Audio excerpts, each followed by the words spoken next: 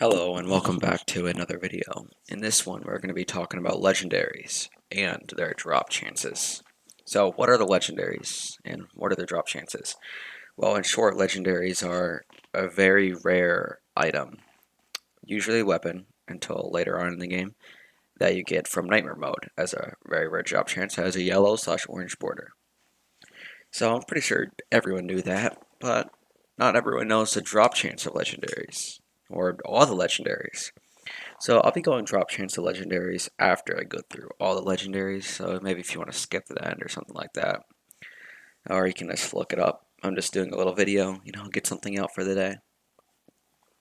So for Desert Temple, we have the Desert Fury, and for the Winter Outpost, we have the Crystallized Greatsword.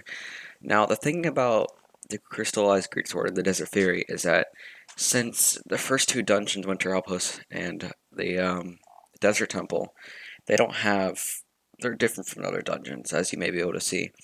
So they each have one legendary, but since they only have one legendary and not one for each class, both those legendaries are a hybrid, as it says here. And what that means is they're going to have the same damage and spell power. So this will have 1,150 physical damage and 1,150 spell power, so you can go either direction. And that's what it means if they're hybrid, that they're only hybrids in the game, because there's only one for that dungeon.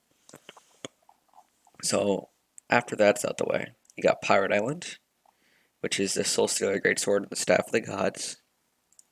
You got King's Castle, which is a Beastmaster set. You got the Underworld, which is the Dual Phoenix Daggers and the Phoenix Greatstaff. For Samurai Palace, you got the Sakura set. For Canals, you got the Overlord's Rage Blade and Mana Blade. For Ghastly Harbor, you got the Kraken Slayer and Sea Serpent Wings. Kraken Slayer's always been one of my favorites. Steamhook Sewers, you got the Inventor's Greatsword and Inventor's Spellblade. Boss Raids, you got the Twisted Wood Greatstaff, Twisted Wood Greatsword, Godforged Greatstaff, Dual Godforged Blades, Hex Tex Overloaded Staff, Dual Bioforged Drills for all those. Orbital Outpost, Galactic Dual Blades, and Galactic Pike. I also want to mention that Boss Raid legendaries are worth less than other legendaries. Lava King's War Scythe and Lava King's Bow Daggers for Volcanic Chambers. For Aquatic Temple, you have Sea King's Trident and Sea King's Greatstaff. And for Enchanted Forest, we have Eldenbark Greatsword and Eldenbark Greatstaff. Now, the drop chance of legendaries, I don't think it's ever been released. However, the drop rate, it's estimated to be around 0.3%, which is 30 in 10,000 runs, or 1 in 333. Now, for legendary spells, it's 1 in 2,000, which is the estimated, which is kind of a lot. 2,000 runs. Now, it doesn't stack up, so if we do one run, it'll be 1 in 2,000. If you do the next run, it'll be 2 in 2,000. It doesn't stack like that. It's always 1 in 2,000, so it's just luck. I got my legendary spell because I got an alt account during boosted XP. I boosted it up to VC Nightmare, and on like the next day, I decided, I'm going to grind out for the spell.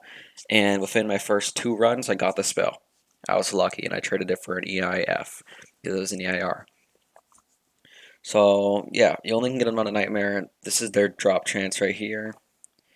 Right now, there is a increased drop chance for legendaries and an extra item.